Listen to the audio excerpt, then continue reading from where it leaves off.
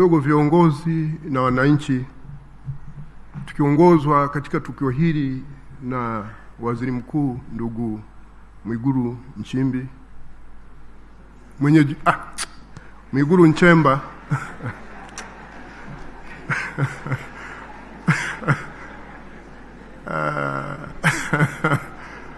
majina haya yanafanana.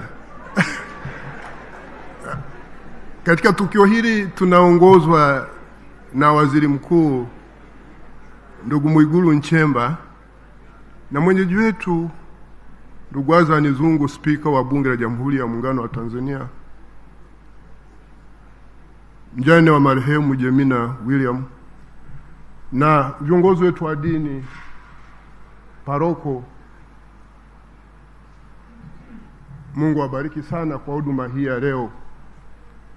Ni huduma muhimu, na kama mlivyoona hadhira hii ilifarijika kwa neno hili, lakini kwa huduma hii nzuri. Na ninyi Mwenyezi Mungu aendelee kuwabariki sana kwa jinsi mnavyoendelea kutuhudumia. Na naposema ninyi ni pamoja na hii kwaya nzuri ya Kendege, na kwa kweli wametubariki sana, na katika tukio hili linalohuzunisha kwetu pili imekuwa faraja. Mimi nafikiria kualika siku moja. Na niseme hivi, Katiba ya Jamhuri ya Muungano wa Tanzania ibara ya 9 inahimiza amani na udugu wa wananchi wa Jamhuri ya Muungano wa Tanzania. Alafu inaendelea kutaja yale mambo ambayo tukiyafanya yatajenga hiyo amani na udugu wa wananchi wa Jamhuri ya Muungano wa Tanzania. Niwashukuru viongozi kwa kutukumbusha mambo haya, na niwashukuru kwa kuendelea kuhimiza amani na maadili ya jamii, mambo ambayo pia yataimarisha umoja wa kitaifa. Kwa hiyo kwangu mimi leo imekuwa ni faraja sana na haya ambayo mmetushauri. Na kwa kawaida, kwa maadili ya wananchi wa Jamhuri ya Muungano, mila na desturi zao, matukio kama haya huwa ni ya kujenga mahusiano hata kwa watu ambao tumekoseana. Ni kwa sababu ni matukio ambayo yanapotokea yanatupa fursa ya sisi kutafakari uhusiano wetu na Mwenyezi Mungu, lakini pia kutafakari uhusiano wetu na binadamu wenzetu na kuchukua hatua za matengenezo. Kwa hiyo halipaswa matukio yanayotuunganisha badala ya kututenga. Na kimsingi tunaoshabikia mambo mengine haya ni watu ambao tunaenda kwenye nyumba za ibada. Yesu anazungumza katika Mathayo sura ya 7 mstari wa 12 kwamba kwa kadri unavyotaka utendewe wewe, watendee wengine hivyo hivyo. Hiyo ndio Torati na manabii na Zaburi. Baada ya kuyasema haya, niseme tu kama alivyosema Mheshimiwa Rosemary kwa mkoa wa Dodoma, kumbe wanafahamu kwamba nifanya kazi kwa karibu na ndugu William Lukuvi. Ninazungumza wakati ambapo wengi wamezungumza sifa zake, lakini kama nitarejea mnisamehe. Kama nitarejea yale yaliyosemwa mnisamehe. Huyu ni mtu ambaye alikuwa na uwezo mkubwa sana wa kujenga mahusiano.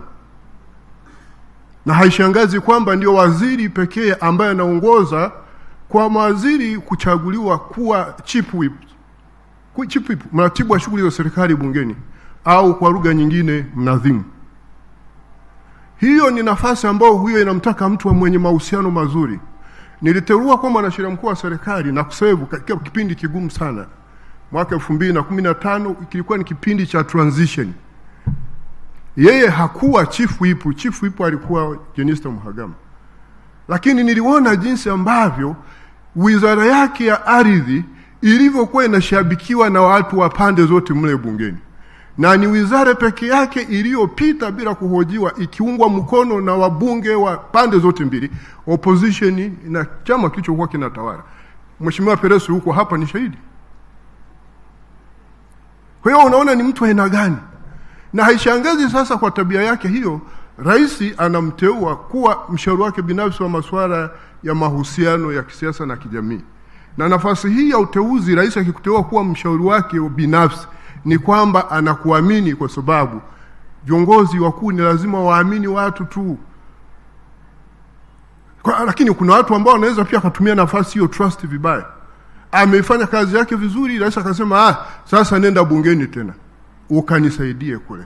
Hizi ndizo zilikuwa sifa za ndugu William Lukuvi. Tunapokumbuka tukio hili leo na haya ambayo tumeshashauriwa, sisi wote tunaosikiliza tuwe na sifa kama hiyo ya kujenga mahusiano kati yetu na wenyewe. Nikiwa naibu mwanasheria mkuu wa serikali, yeye aliongoza ujumbe wa ofisi ya waziri mkuu kwenda kuzungumza na serikali ya mapinduzi ya Zanzibar tulipokuwa kwenye mchakato wa kutunga ile sheria ya referendum. Niliona alivyo na mahusiano mazuri na viongozi wa serikali ya mapinduzi ya Zanzibar. Kwa hivi ndivyo tunavyopaswa kuwa. Hili ni taifa moja la Jamhuri ya Muungano wa Tanzania. Nadhani muirejee vizuri ibara 9 ya katiba ya Jamhuri ya Muungano wa Tanzania. Lakini moja sifa yake nyingine wamesema watangulizi hapa, huyu alikuwa anawatakia watu mema. Nilipoteuliwa mara ya pili kuwa mwanasheria mkuu wa serikali, akanifuata akaniambia, mwanasheria mkuu, ngoja nikupe siri. Mimi posho yangu hii ya posho inaitwa nini ile? Pension. Nimeipeleka kwenye kununua hati fungate. Hii itakuja kunisaidia.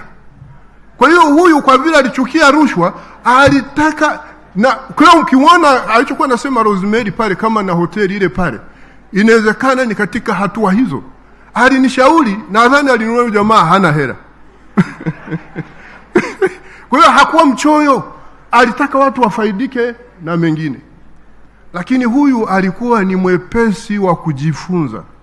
Kwa yale asiyoyajua alitambua, alikuwa na kipaji cha kutambua watu ambao akiwafuata watamsaidia kwa yale ambayo hayajui. Na akiwafuata anakusikiliza, ukimshauri anazingatia. Alikuwa ni mtu mwepesi wa kujifunza. Na kwa sababu hiyo alifiti, hakujiweka katika mazingira kujua kwamba yeye anajua kila kitu.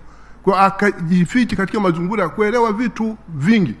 Na katika mazingira yale kwa kweli ikampa sifa hiyo. Lakini alikuwa mchapakazi. Lakini mtu aliyependa pia kutoa feedback.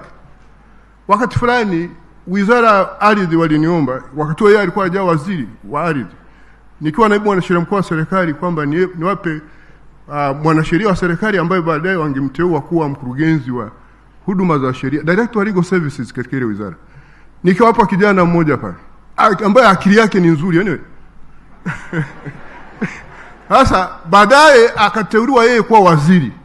Akanifuata siku moja tukiwa bungeni hapa, akasema, Mheshimiwa mwanasheria mkuu wa serikali, ninakushukuru sana. Huyu kijana tuletea ni mzuri mno. Na kwa kweli ni mzuri mno, na huyo kijana humu serikalini ameendelea kuisaidia serikali, na Mungu ambariki huko aliko. Huyu ndio alivyokuwa huyu ndugu William Lukuvi. Lakini zaidi ya haya, mimi nisingependa kupoteza muda wenu. Unajua, ukipewa nafasi ya kuzungumza mtu unayemfahamu, ningependa kusema mengi sana kuhusu haya, but ninaogopa nisije nikaenda mbele zaidi. Sasa ushauri wangu sasa kwa familia, mzingatie ushauri tuliopewa na viongozi wetu wa dini. Hilo la kwanza. Lakini la pili, ameondoka huyu ndugu yetu. Kila mmoja ana nafsi yake ya identity na utambulisho wake. Yaani hata akizaliwa leo mwingine pale kwenye familia mkamuita William wa Ving'ombe Lukuvi, hata kuwa kama huyu bwana. Ni pengo ambalo limeondoka, ni pengo ambalo halizibiki, linaumiza. Kwa hiyo mtapaswa kujifunza kuishi na hili pengo kwa namna ambayo isije kawaathiri sana na ninyi katika maisha yenu, tukiwa na imani kwamba kuna faraja kama ambavyo tumefundishwa baada ya maisha haya, na hasa kwa roho kufa katika Kristo. Kwa mjibu wa Ufunuo sura 14 mstari wa 13, tuna hilo faraja. Mkiumia sana hapa, hata mengine hamtayazingatia na ninyi mtaathirika. Kwa hiyo ninaombeni sana, na ninawapeni pole sana familia tukiongozwa na Jemina William. Nampa pole sana Mheshimiwa Rais Samia kwa pigo hili alilolipata, na ni pigo kwake, kwa sababu moja anaondoka mwananchi wake, lakini mwananchi aliyekuwa msaidizi wake na msaidizi ambaye alikuwa na uwezo mkubwa sana. Na wapeni pole sana Mheshimiwa Waziri Mkuu, na kupeni pole sana Spika, na wapeni pole sana wabunge, na wapeni pole wananchi wote wa Jamhuri ya Muungano wa Tanzania, kwa sababu huyu alikuwa na nafasi ya kitaifa. Uamuzi wake na hatua zake zinamwasili kila mmoja kwa nafasi yake. Na wapeni pole sana kanisa lake alilokuwa na hudumu pale anapokuwa na sali, na watu wote. Na wapeni pole sana jimbo lake la Isimani. Baada ya kusema hayo, Mwenyezi Mungu aendelee kutubariki sana, rehema na fadhili zake zitupungukie, na tumshukuru Mwenyezi Mungu kwa kutujalia kuendelea kuishi licha ya udhaifu na maovu yetu. Asanteni sana. Asante Jaji Mkuu wa Tanzania. Mheshimiwa Waziri Mkuu, ninaomba niruhusu sasa nimwalike Spika wa Bunge la Jamhuri ya Muungano wa Tanzania, Mheshimiwa Musa Azzan Zungu.